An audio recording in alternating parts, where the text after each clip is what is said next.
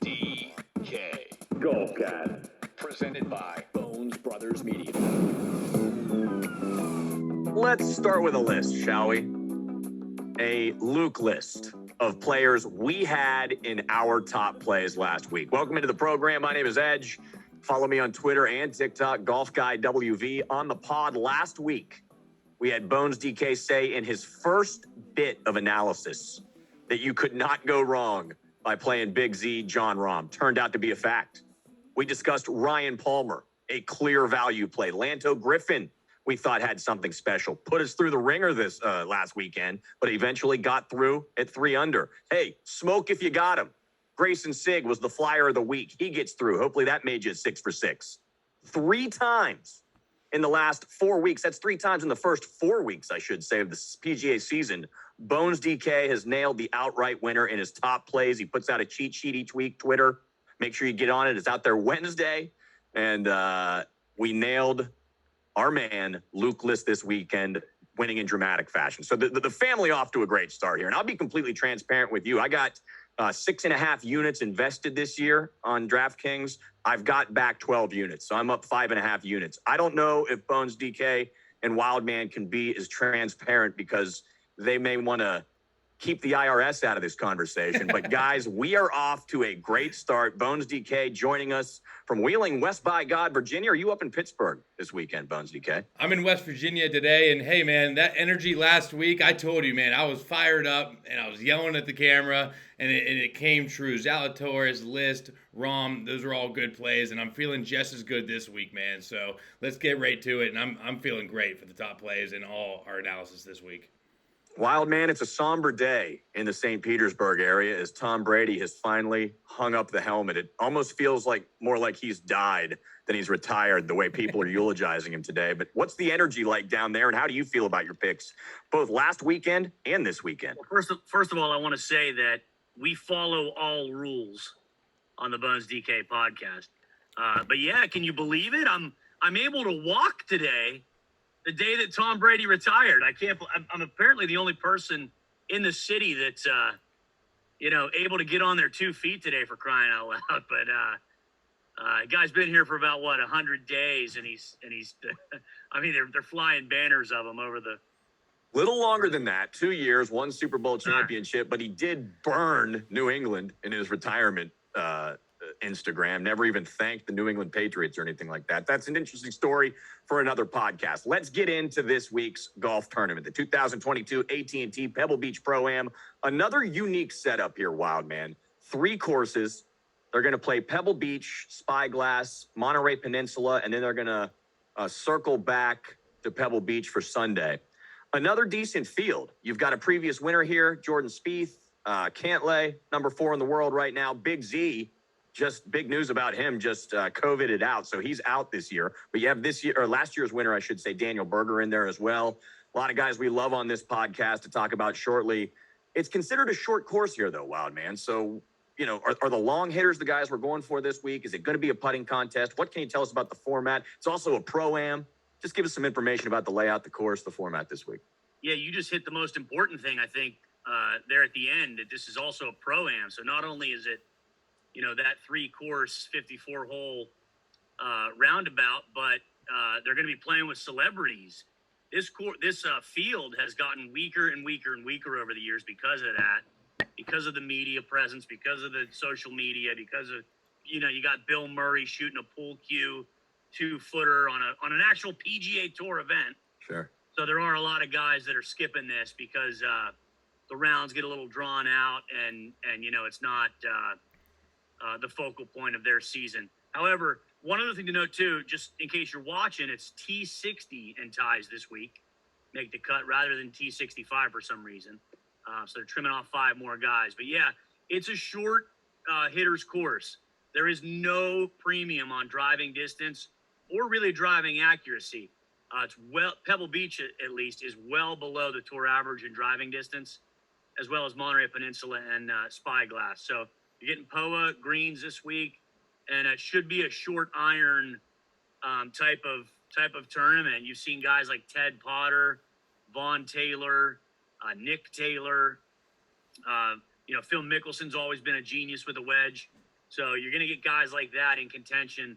Certainly a tournament where a longer odds player can do damage. Mickelson, a 5-time winner, but yeah, a lot of guys get a rare win out here for their first win sometimes on the PGA Tour season. All right, Bones DK, let's just get right into it, man, because Zalatoris is out. He was the second-ranked golfer this week on DraftKings. So you got Cantlay, who is the top golfer, rightfully so, 11,200, but then a big drop-off, $700 to the second guy then, the defending champion, Daniel Berger. Jordan Spieth at 10-3. A lot of people like him this week. And then I'll throw out Jason Day. He is a little under $10,000 at 9-9, but he's a top-tier guy here, 12-time PGA Tour winner. Any of these guys that you're going to build your lineup around here? Yeah, for sure, Edge. It's going to be tough to fade Jason Day this week. I mean, coming off a third last week in really good form, literally owns this course. A 7th, 4th, 4th, 2nd, and 3rd since 2017. So there is going to be chalk, and as if anyone's paying attention, chalk has been hitting this year. So I'm not too worried about Jason Day. I would play him in most of my lineups. I'm a big Patrick Cantlay fan. He's finally up there in price. There's not really... He has a great chance to win this tournament, but I think there's more value that we'll talk about down here a little bit lower. And then Daniel Berger, I think he's probably the strongest play in this 10K range, in my opinion. Coming off a 5th and a 1st in his 2 appearances here. I love this guy. He's really dialed in with his irons, and he just hits every fairway and every green, so he's really hard to fade in any tournament. Wildman, what about these top-tier guys? You like any of them? Anything you can add to what Bones DK said? Yeah. I mean, I really like Berger. Obviously, the win last year speaks for itself, but that win was without the Pro-am last year. It was only pros that were playing in the event due to COVID. And they also only did a 36-hole rotation rather than 54. So something to think about there. But Berger's coming in with good form. I mean, he's in the fairway. He's on the green. Feels like all the time. So definitely a guy that I'm probably going to be strongly considering starting with. I do agree that this type of format does kind of take those top tier skill sets out of play because these guys are pros, and I mean when there's not a premium off the tee, a lot of them can play well with a wedge. But I also look at Jason Day, and here's why. Perhaps no more perhaps no place other than Augusta would I say that course history matters so much because of the elements at this Pebble Beach Pro-am, playing with these pros and playing with all this different media attention and the different crowds and the antics of Larry the Cable Guy and stuff like that. So I am looking at guys with strong finishes here for that. Not to mention how well they play, but actually being able to deal with those elements that are going to be surrounding it. So Day's a guy, coming off a good finish. Kind of forgot about him, right, over the last couple of PGA Tour seasons, but certainly has what it takes here. So I can get behind Day. All right, the $9,000 tier, we're a couple weeks before Valentine's Day here, Bones DK, but these are guys on this podcast we have loved and have made us a lot of money. So I'm interested to see how you feel about a guy like Maverick McNealy, who, by the way, 99 under par in PGA events in California the last 3 seasons. His 5-time winner has won 4 out of the 5 times in California. But he might be very highly owned. I'm interested to see what you have to say about Maverick McNealy at 9-8. We got Justin Rose at 9-6. Tringali, who might be a sneaky pick this week at 9-5. Seamus Power, our boy, at 9-4. Fitzpatrick at 9-2. Streelman, who's been off to a great start. I'm sorry, not Streelman. I was thinking of Leishman. Streelman's at 9-1. And Kisner, our boy, is at 9,000. So who do you like out of this tier, Bones? Are you building your lineup starting with any of these guys? Yeah, so last week I was pretty much set on Rahm and Zalatoris. This week I'm still actually digging a little bit how I'm going to construct my build this week. But, man, Maverick McNealy, Seamus Power, our favorite guys, right? But, Edge, I think we were on them a little early before everyone was on them. And now they're up in price. All of a sudden, Maverick McNealy is 9,800, Seamus Power 9,400. That is, man, that's a lot for these guys.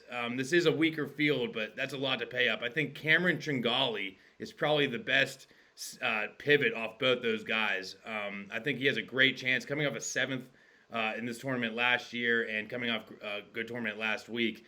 Maverick McNealy, that is the toughest decision I'm going to have to make. A 5th and a 2nd here, but 9,800, that is a lot of money for this guy. I think my two favorite plays are Cameron Tringali and Kevin Streelman, which Wildman will talk about.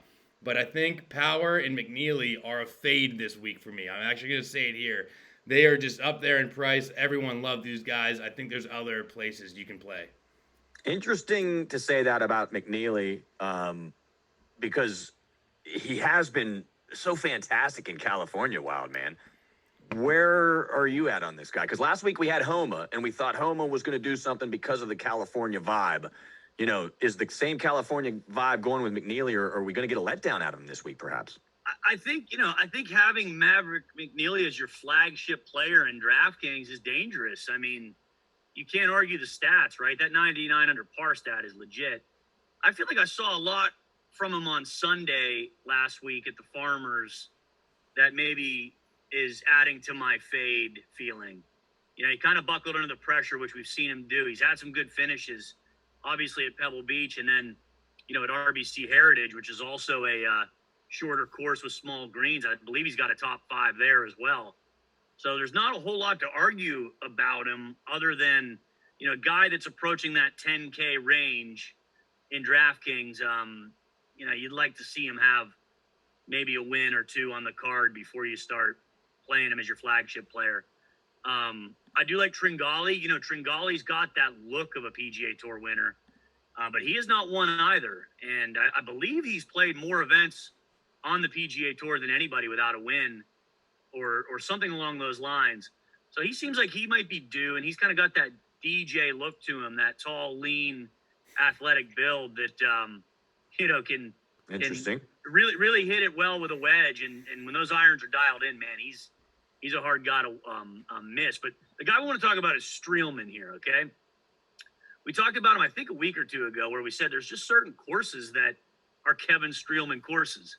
This is one of them, particularly because he plays with Larry Fitzgerald in the Pro-am. They're good buddies. They played together for several years here. They've correlated to, I believe, winning the Pro-am together, as well as Streelman with good finishes. So maybe a guy that's coming in that really enjoys this week and embraces it, gets to play with his buddy, and those guys can feed off each other. Obviously, if you have any pressure on the line, you'd want a guy like Larry Fitzgerald standing next to you through some of those pressure putts. So like Streelman a lot this week. Another interesting take there out of Wildman. Tringali, I thought you were going to say, you started talking, he's just got that DJ look. He's tall, he's lean. I was like, well, he is a handsome man, I guess, Wildman. I didn't know that factored into your analysis here. I can't jump down to the $8,000 tier, Bones DK, without you saying something about Kisner here, though, at $9,000. I mean, you said it.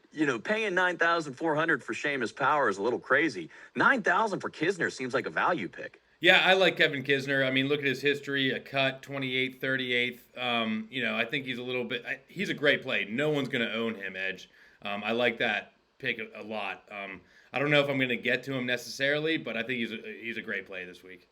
Let's jump down then into the $8,000 range. Again, some value here, some sneaky plays. Ryan Palmer at $8,900. I think he's a little overpriced, perhaps. Lanto at $8,800. Bazudenhout, our boy, at $8,700. I think he could be a sneaky play. Hasn't missed a cut since November 2020, or maybe only one cut since November 2020. Harmon, our boy, at $86. Hogue at $85. Hughes at $84. Pereira at $83. McCarthy, $82. Hoffman making his first appearance on the 2022 Bones DK podcast. Charlie Hoffman at $81. And then our boy Matt Jones, who had a good start to the season, at $8,000. Where's the value here, Bones DK? I might be going back to my boy Lanto Griffin, believe it or not. I like what I saw out of him on his Sunday last week, and he actually gained on approach, 3.5. He had a third at the Amex. So, listen, people might be distraught because he didn't have the best tournament last week. He made the cut, ended up with a 7-under on Sunday with an eagle. So, I like Lanto Griffin a lot. I think he's a play I'm going to go back to this week. Another guy I love for the whole entire year, Mito Pereira. This guy is awesome, man. He's just gaining every week. He didn't do too well at the RSM Classic, but I'm not looking too much into that. Look at his stats before that, gaining 6.2, 5.6, 5.2, 3.7. He's one of the best par 5 players in all of golf, and he also scores a ton of DraftKings points, coming off 3 straight top 30s. I think there's a chance of a breakthrough win for Mito at this tournament, actually. That's good stuff right there, Bones DK. What about Harmon? Wildman. Do we like him this week at 86? Yeah, I like Harmon. I mean, I think the course sets up well for him. Smaller greens, less trouble off the tee. That he could play well here. And we said it before. He was a guy we were dialing up in majors. We dialed him up a couple of weeks ago. I know Dame Jackson took advantage of it. Maybe it's another Harmon week. But a guy that I'll mention here is Bezuidenhout, our boy, our favorite guy. He rates out in the top 5 in both wedge categories that I'm looking at this week, and also number 2 in my custom stat model. He tends to be a guy that gets very, very out of control off the tee. At a tournament where you don't have to grip and rip drivers all the time, I expect him to have more shots in play off the tee. It's that simple. And if that means that he's got wedges in his hand on a lot of holes in the fairway, I'll put some money on the fact that I think he can stuff him in there. We talked about power. We talked about McNealy, right? Would anybody really, really bet that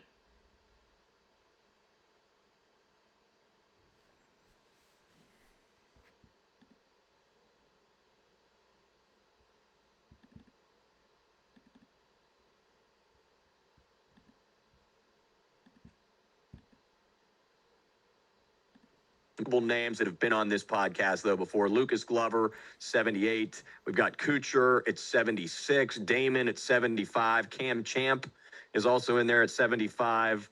There he is. Stuart Sink, 73. A lot of guys. I don't want to run through them all. Who's your bread and butter here between 7,000 and 8,000? Man, I might be going back to Michael Thompson, even though he totally let us down when I was huge on him, man. I was touting his name at the American Express and just totally crapped the bed, 277s. But hey, finished back up with an 11th place, so I really do like Michael Thompson. He has really good history here, so I'm big on course history this week, guys. I think it's one of those courses that it just is different with course history this week. It's heavy in my model. And another guy, Russell Knox, has, I think, 3 top 20s here with a miscut. I like what he saw at the Sony Open coming up the 7th. I'm not looking too much into the American Express, but 21 birdies in the 7th place at the Sony Open is good enough for me. Let's load up Russell Knox at this tournament. TW, man, who you got in this $7,000 range? Yeah, sometimes I wonder, do you think any of these guys are paying attention to Twitter or like the Yes, media? Because, I do. Yeah, I do. Michael Thompson, half the people didn't even know who he was, right? He comes out with that big grizzly beard, and then all of a sudden he becomes ultra chalk the one week where he collapses. I wonder if he was paying attention to that, but I don't know. Thompson's a guy that makes me a little nervous. I do like Lucas Glover. If you've ever watched this podcast before, every time I talk about him from like 150 in. And his bugaboo's always been the putter. He seems to have a decent putter. Perhaps he worked on the stroke in the off season over the holidays. So he's a guy that can get hot with the putter. And he's usually in there well with his irons. Glover's a guy I would strongly consider down here. And then Kuchar. I just saw a stat posted by somebody where Kuchar is one of like 5 players who have gained the most strokes on POA greens over the last X amount of rounds. So 9-time PGA Tour winner, I believe. And, has played in U.S. Opens here. He's played in the Pebble Beach Pro-am here. So he's seen the course a couple different ways. Guy I'd be considering as well. We're going to come right back to you for your flyer of the week. But Bones DK, anybody else that you want to mention that we haven't talked about up to this point? Man, those were pretty good takes out of Wildman there. I had no idea about Glover and Kuchar. Really in good form there. So good takes there, Wildman. I have to say, this is Wildman's tournament. I'm serious. This guy knows this tournament more than anyone I know. So I'm listening to him more this week. All my takes were based off what he told me earlier in the day. So, man, just love the takes there, Wildman. I like Nick Taylor here at 7,300. He was one of my favorite players in the very beginning when I started DraftKings Golf. And he finally won, and I wasn't on him. I mean, it was one of the most heartbreaking moments in my life, seeing Nick Taylor win it. For how many times I played him, and he let me down, that was brutal. Another guy I like is Thigala here. This guy, someone told me about him a few weeks ago. I started watching him, gaining 3.8 last week at the Farmers. I really like Thigala this week at 7,200. I'm going to jump on the bandwagon and say he continues his form. A 33rd and a 25th, 15 birdies, 2 eagles, 17 birdies, 1 eagle, and 16 birdies and an eagle in his last 3 tournaments. That's all I need in three guaranteed rounds for Thigala. I love him this week. Wildman, who is your flyer of the week? Flyer of the week, 6,600. We know lefties can win here, right? Mickelson's won here many times. This guy's a lefty as well. Also of note, he's Australian. This course is right on the Pacific Ocean. Those Pacific winds can kick up. So we like Aussies as it pertains to windier courses. He's coming off a T21 last year at this event. It's Cameron PERCY, 6,600 lefty. Love him with his wedge play, and can make eagles as well. Excellent. I'll give you one final thought here, Bones DK, that I want to bounce off you. If you're talking about course history, then your auto play this week has to be Jason Day, who has not finished outside the top 10 here in at least 5 occasions. Yeah, I mean, what are you going to argue against it? I mean, he's coming off a 3rd place. He nearly won the tournament last week. He's chipping in for eagle. The irons are dialed in. A 7th, 4th, 2nd. Play him. He's not too expensive. That's what you need out of him, and find the winner somewhere else if he doesn't win. On a personal note, go ahead, Wildman. I'm sorry. Go ahead. No, I mean, to add to that too, his odds are pretty short to win. So maybe you don't bet him outright. Right. But there's really nothing to argue DraftKings wise. I mean, he statistically, believe it or not, hasn't been a great putter lately. But if you know Jason Day and you knew him as the number 1 player in the world, he had a putter that was lethal. And, Edge, as you know, you're the man of 100 rounds in a single season. Your putting is always there. You just need to find it. It's somewhat of an innate skill. I'm still looking. Thank you. But I mean, look, it's confidence, right? The stroke is kind of always there. It's whether or not you believe in yourself. And so I wouldn't bet Day to win the event because he's 99% to not win. But I'd fire him up at DraftKings. And then also, I just want to slide this backdoor in to the same note.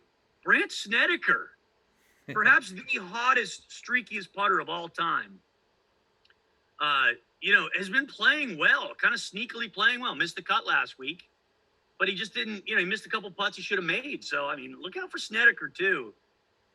Snedeker and Kuchar, maybe, guys. There's just clearly something Jason Day likes about this golf tournament. He's Jason Day. Yeah, I mean, Jason Day just likes this tournament for whatever reason. Anyone out there trying to say to fade Jason Day is just trying to find a dart throwing it in case he misses the cut and withdraws. They're gonna be like, "I told you so. I told you." But it's fade him. It's stupid. It's dumb money if you try to fade him this week. All right. On a personal note, Wildman just alluded to it. I did play 101 rounds of golf last year, and my 2022 golf season is actually kicking off this Friday. We're going to the simulator. I have not swung a golf club. I've actually been having some problems with my hip and my sciatic nerve. I'm getting old. Although Brady is 3 years older than me and tossed 43 touchdowns and threw for 5,300 yards this year. But I have trouble getting out of bed. I haven't swung a golf club since October 13th when I got 101 in. So it's been a nice long break. I don't know if I'm going to go after 100 rounds. I don't want to get into this whole thing. I learned a lot about golf last year and about life by playing 100 rounds. It took me way too long, spent way too much time doing it. So I don't know what the goal is going to be for this year. But those of you that followed Golf Guy last year, we are back at it on Friday. We'll have a little vlog, I should say, from the simulator to see how it goes and make sure I don't tear anything or hurt anything or make sure I don't need an ambulance. So we'll see how that goes on Friday. Bones DK, any final thoughts before we sign off? No, refer to my top plays. There are a few guys I didn't mention that I probably will throw on there. So refer to my top plays. Let's get 4 out of 5 weeks, guys. Let's go. Check those top plays out because I'll tell you what, right off the air last week, Bones, DK, and I were kind of talking, and I was like, Luke List looked really good on that fantasy model that you threw up during the show. And Bones DK kind of said, he's like, I really do like List a lot this week. So I went to the bar that night. I want to give a big shout out to Benji, by the way, hosting a trivia game. Benji comes up to me. He's like, so who, I listen to the podcast. Anything you can tell me, off air? I'm like, actually, there is. get on Luke List this week. Yeah. And the guy won the tournament. Yeah. I'm going to see Benji actually tonight. I'm looking forward to talking to him about that. TW Man 66, any final thoughts before we sign off? That's a good one there. Yeah, what's that line from the doctor in Seinfeld when Costanza goes in and he has to relearn how to walk, and the doctor says, it appears that you have sustained an elongated period of immobility or an elongated period of sitting on the couch, essentially. That's Edge right now. Right? That is. Well, sitting in this chair, we've been trying to do a lot of pod also, man. Hey, by the way, to the audience, we appreciate you guys listening. Please keep communicating with us also on social media. We love the back and forth. For TW Man 66, Bones DK Golf, my name is Edge. Like I said, follow me on Twitter and TikTok, Golf Guy WV, the quest to something in my personal golf future. Find that putting stroke. Got to find that putting stroke for sure. Thanks for listening and good luck this weekend at Pebble Beach. Wish we were there. I haven't seen grass here in West Virginia in about 2 weeks, guys. It's been all snow. It's cold. It is cold. Thanks, Edge.